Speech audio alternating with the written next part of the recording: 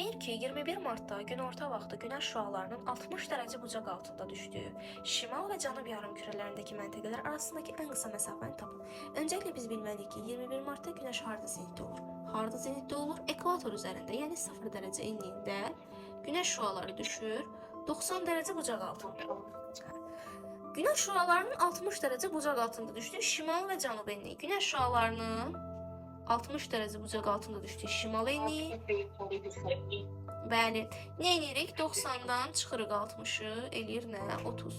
İndi 0-ın da üstünə 30 gələndə neçə eləyəcək? 30 eləyəcək. 30 şimal enliyi ilə 30 dərəcə cənub enliyinə günəş şüaları 60 dərəcə bucaq altında düşür. Bizdən nə istəyir? Bu məntəqələr arasındakı ən qısa məsafəni tapmaq. Aralarında toplamda neçə dərəcə var? 60 dərəcə var, düzdür?